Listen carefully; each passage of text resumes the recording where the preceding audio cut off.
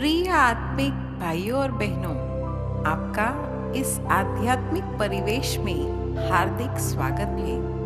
हम सब जानते हैं कि सृष्टि एक रंगमंच है, जहां प्रकृति, पुरुष और परमात्मा का अद्भुत नाटक चल रहा है। वास्तव में धरती पर जब से हम आए हैं, तब से हमारे अनेक साथी सहयोगी बने हैं। अनंत काल से प्राप्त हो रही इनकी सेवाओं के हम ऋणी हैं। देखा जाए तो इनकी अतिशय सेवाओं की गणना भी नहीं की जा सकती, परंतु इतना उपकृत होकर भी मानव इनके प्रति कृतज्ञ नहीं रहा। उसने इन सभी का बलपूर्वक दोहन किया है। यही नहीं, आभार की बजाय उसने अनेक प्रकार के अत्याचार भी किए हैं। परिणामतः वर्तमान हालत में मानव अपना सुख, शांति, आनंद सब गवा चुका है। आखिर इनकी पुकार क्या है सुने। इनकी वर्तमान कहानी खुद उनकी ही जुबानी।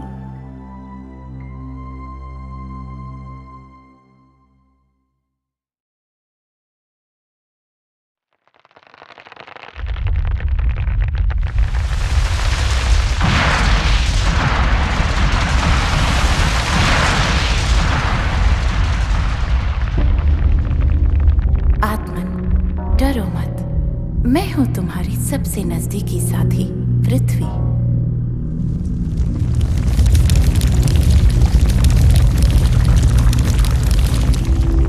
तुमने ही मुझे मातृभूमि, रत्न गर्भा, धरती माता जैसे बहुत ही अच्छे अच्छे नामों से पुकारा है। तुम सबकी जन्मदात्री, जीवनदायिनी मैं ही हूं। मैं अनादिकाल से निस्वार्थ भाव से तुम्हें शरीर निर्माण कर देती रही हूँ। फिर नाना प्रकार के पदार्थों से इस शरीर की पालना करती रही हूँ, और तुमने विकारों के वशीभूत हो माँ के सुखदायी स्वरूप को तहस नहस कर डाला है।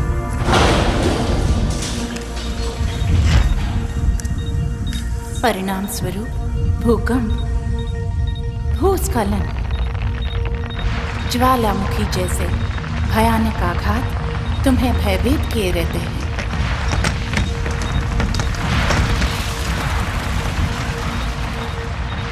मातृवत्सला, मैं तुम्हारी परिस्थितियों से बहुत दुखी हूँ। पुराणों, इतिहासों में मेरे सौंदर्य और समृद्धि की तुमने कितनी महिमा गाई है। जब धरा पर स्वर्ग था तो मैं सर्व सुख सुविधाओं से भरपूर थी। हरियाली, खुशहाली से सदा ही लदी रहती थी। कवियों ने मेरे गुणगान में कविताएं लिखी, चित्रकारों ने खूबसूरत चित्रण किए हैं। मैं मणिमाणिक्य, सोने चांदी जैसी संपदाओं से भरी रहती थी, किंतु कलयुगी लोगों की अति लोलुपता और जनसंख्या विस्फोट के कारण मैं तार तार हो दुखी रहती हूँ। मकानों, दुकानों को सजाने के लिए तुमने मेरे श्रृंगार, पेड़ पौधों को उजाड़ दिया है। ऊंची अट्टालिकाएं, बांध व सड़कें बनाने के लिए तुमने कहीं खाइयां खोदी तो कहीं पहाड़ों को छेद डाला और मुझे खाली खोखला कर दिया। अब मैं बिल्कुल ही अपना संतुलन खो चुकी हूँ।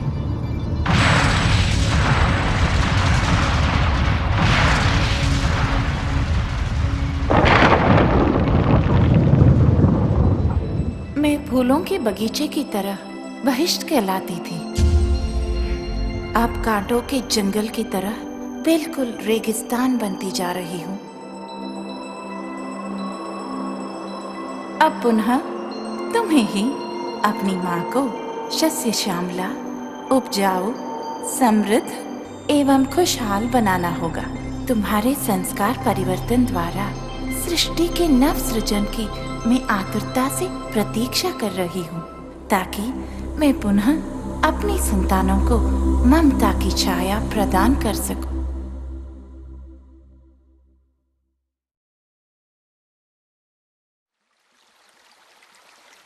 झरझर बहते झरने व कल कल करती नदियाँ कितनी सुखदाई लगती हैं। जल तरंगों की आवाज़ तुम्हें मनोहारी समुद्र तट की याद दिलाती है। असीम सागर की तरह मैं जीवन के हर क्षेत्र में भी तुम सभी आत्माओं से जुड़ी हुई हूँ।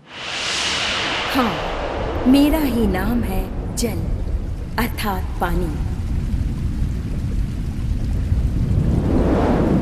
मैं पृथ्वी में 69% समाई हूँ। साथ साथ प्रत्येक शरीर में भी 53% व्याप्त हूँ।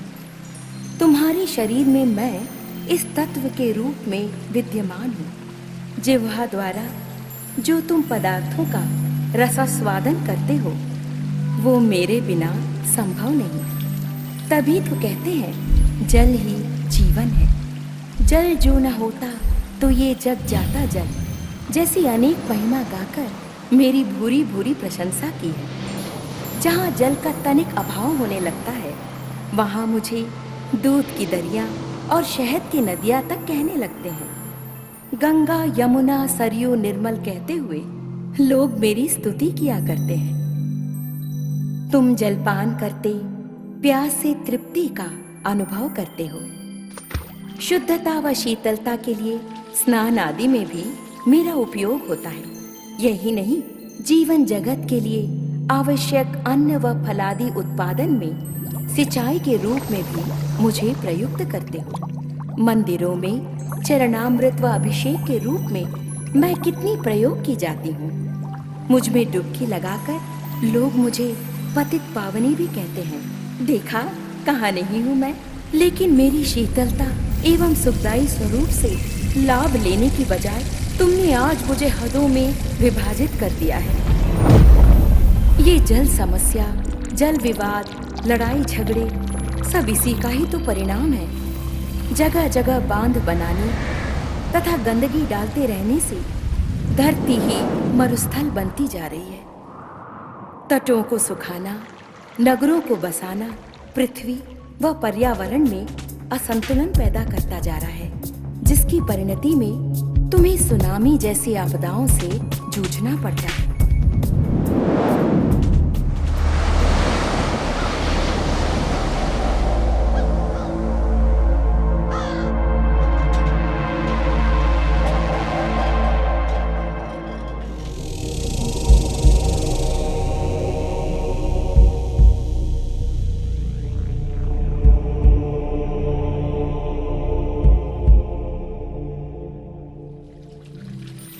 मैं अमृतमयी नदियों में निर्मल धारा बन बहती ही रहती थी।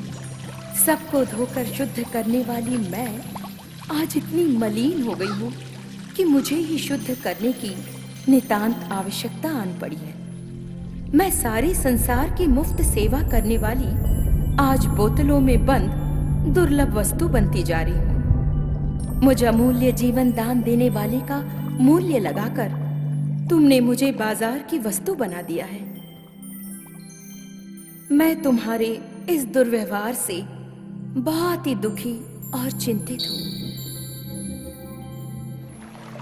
सोचती हूँ क्या मेरा गुजरा हुआ स्वर्णिम जमाना फिर से वापस आएगा? तुम खुद ही सोचो मेरे कल और आज के विषय में। पुनः अब विश्व बंधुत्व की अवधारणा को धारण करो, जिससे समस्त जगत में पवित्रता, सुख, शांति एवं आनंद की लहर फैल सके। सभी एकता के सूत्र में बंधकर अपने कर्तव्य का पालन कर सके। तुम्हारी सतो प्रधान दृष्टि, वृत्ति, कृति से ही मैं निर्मल, शीतल और स्वच्छ बन पाऊंगी।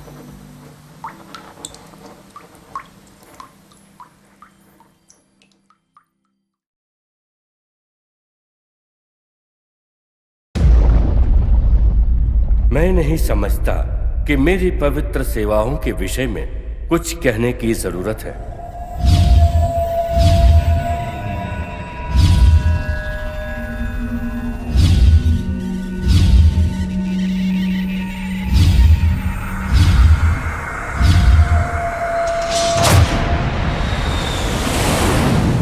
हाँ, ये मैं हूं, अग्नि।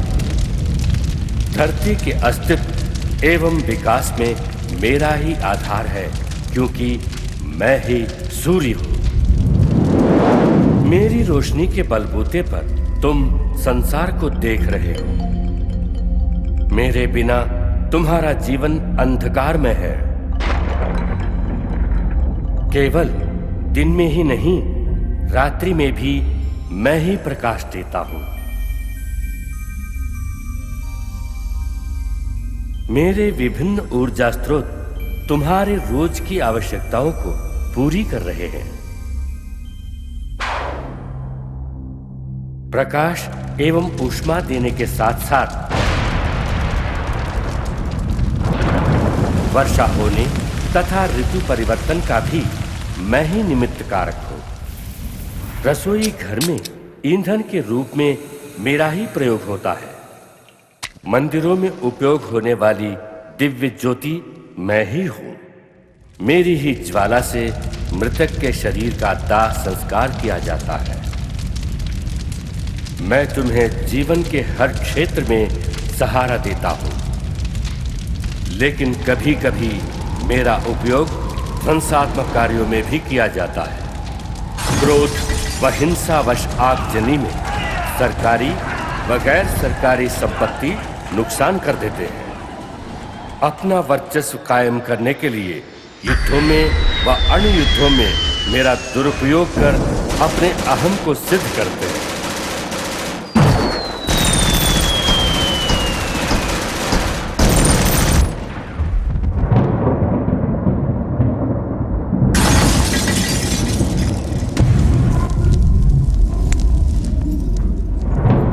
तुमने अप्राकृतिक एवं अनैतिक कृतियों से मुझे इतना गर्म कर दिया है कि आज मेरी गर्मी जानलेवा बन गई है। विश्व तापक्रम को सामान्य रखने वाले वर्षायुक्त बादल व छाया देने वाले पेड़ बहुत कम हो गए हैं, और फिर तुम्हारी अत्याधुनिक जीवन पद्धति ने ओजोन परत में छिद्र करते हुए दुनिया को महाविनाश के कगार पर ला खड़ा किया है।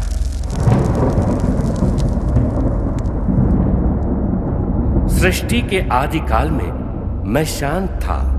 दिव्य सृष्टि को उतनी ही गर्मी प्रदान करता था जितनी की आवश्यकता थी। मुझसे किसी को हानि नहीं होती थी। मैं चिर बसंत प्रदान किए था।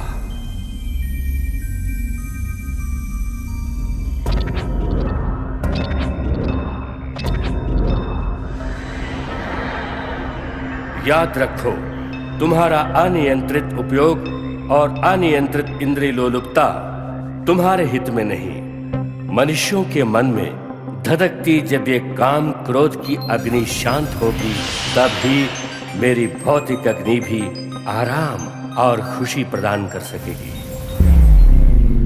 अतः समय के संकेत को समझो और अपने कर्तव्य का पालन करो।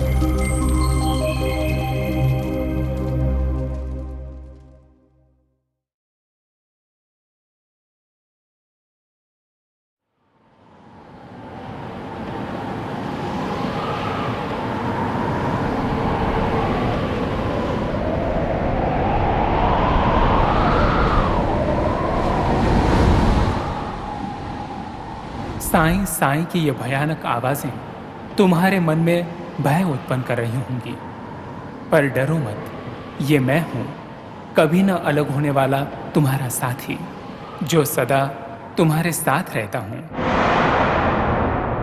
हाँ, ये मैं हूं, वायु।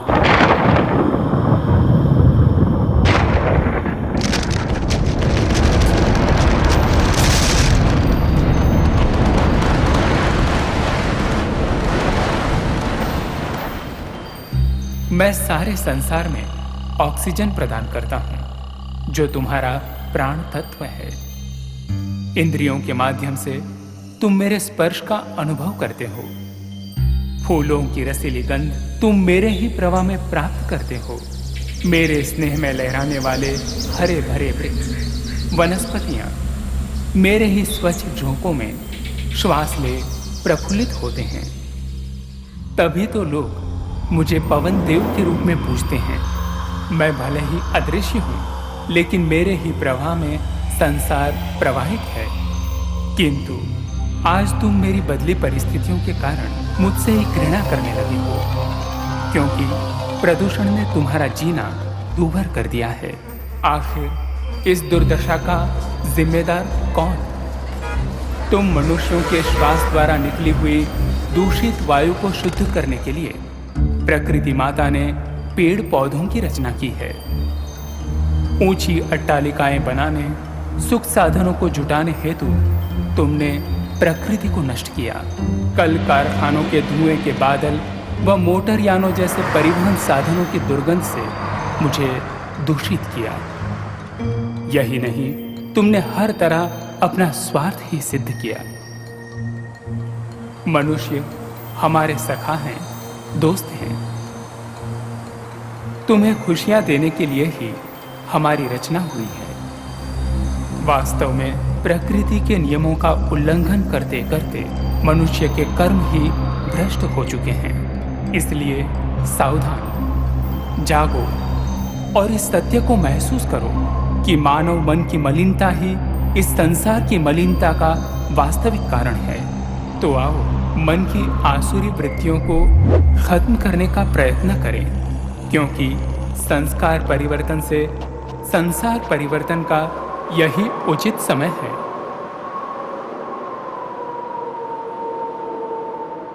अभी नहीं तो कभी नहीं।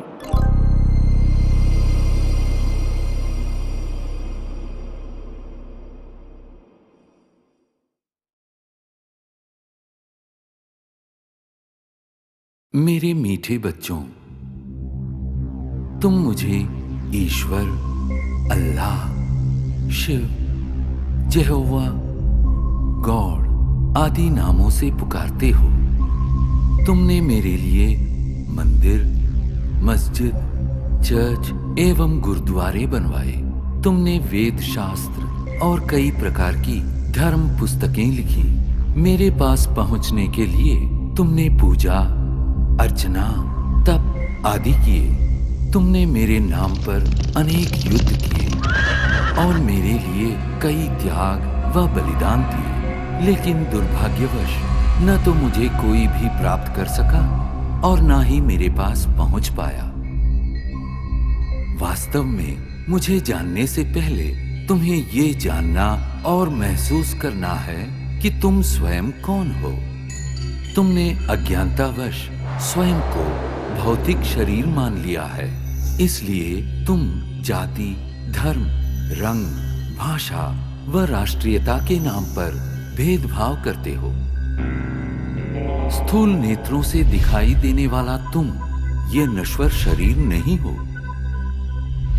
तुम तो अविनाशी आत्मा हो, जो भ्रिकुटी के मध्य में स्थित होकर इस शरीर को नियंत्रित करती हो। अतः स्वयं को शरीर द्वारा कर्म करने वाली आत्मा अनुभव करो।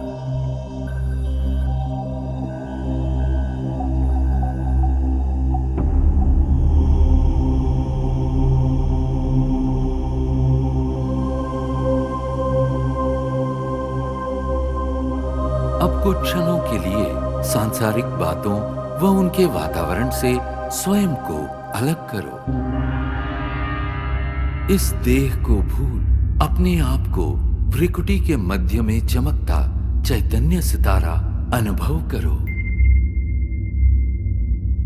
वास्तव में तुम यही हो, अति सूक्ष्म ज्योतिर्बिंदु आत्मा। अब क्रमशः तुम्हारी यात्रा आरंभ होती है।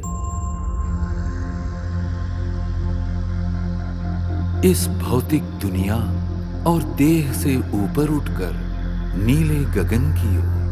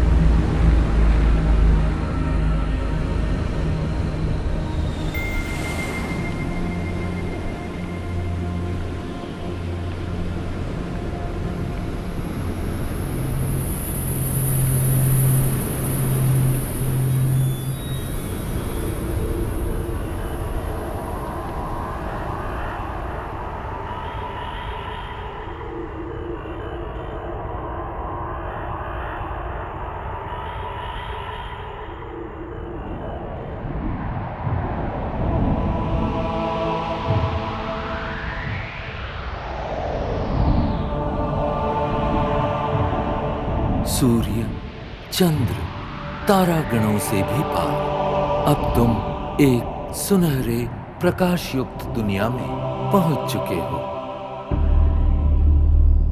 ये वो आत्माओं की दुनिया है जिसे ब्रह्मलोक, शांति धाम, मुक्ति धाम व परम धाम कहा जाता है। ये मधुर शांतिपूर्ण दुनिया तुम आत्माओं का और मेरा भी मूल निवास स्थान है। मैं तुम आत्माओं का पिता, परम पिता परमात्मा शिव हूं। तुम आत्माओं की तरह मैं भी अति सूक्ष्म हूं। ज्योतिर्बिंदु होते हुए भी ज्ञान गुणों में सिंधु के समान हूं। मैं सर्वशक्तिमान जन्म मृत्यु के चक्र से परे होने के कारण सदा पावन हूं। तुम सब आत्माएं मेरी प्रिय संतान हो। प्रारंभ में तुम आत्माएं भी मेरे साथ परम धाम में ही निवास करती थी। बाद में तुम जन्म और कर्म का अविनाशी अभिनय करते सृष्टि नाटक मंच पर अवतरित होते हो।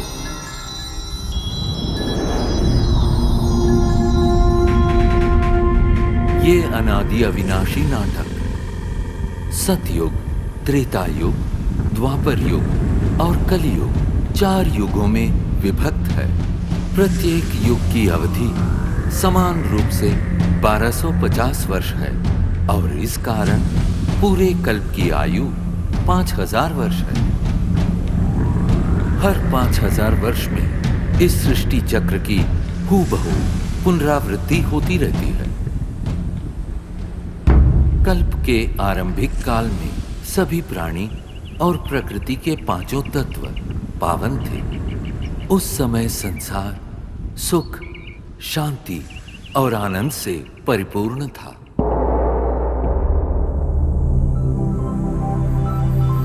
यही वो समय है जिसे सतयुग और त्रेता युग के नाम से जाना जाता है, जहां तुम देवी देवता के रूप में रहते थे।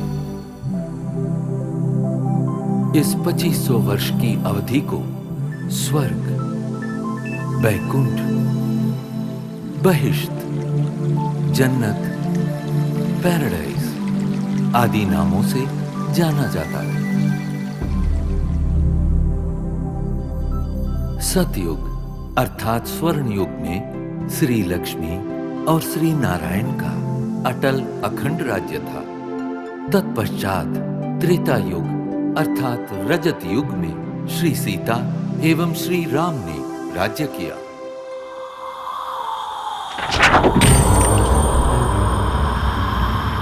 द्वापर युग में देहभान के कारण तुम विकारों में प्रविष्ट हो गए और इस कारण अपनी शक्तियां खोने लगे। इस अवधि में भिन्न भिन्न धर्म पिताएं आए और अपना धर्म स्थापित किए। प्रारंभ में इन धर्मों की स्थापना सारी मानव जाति को एक सूत्र में बांधने और उनका सही मार्ग प्रदर्शन करने के लिए हुई थी।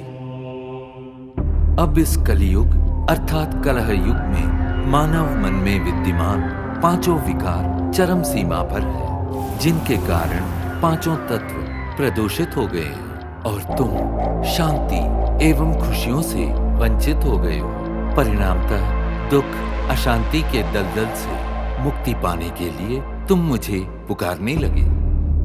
यदा यदा हि धर्मस्य ग्लानिर्भवति भारत अभ्युत्थानमधर्मस्य तदात्मानं सृजाम्यहम् परित्राणाय साधूनां विनाशाय च दुष्कृताम् धर्म संस्थापनार्थाय संभवामि युगे युगे।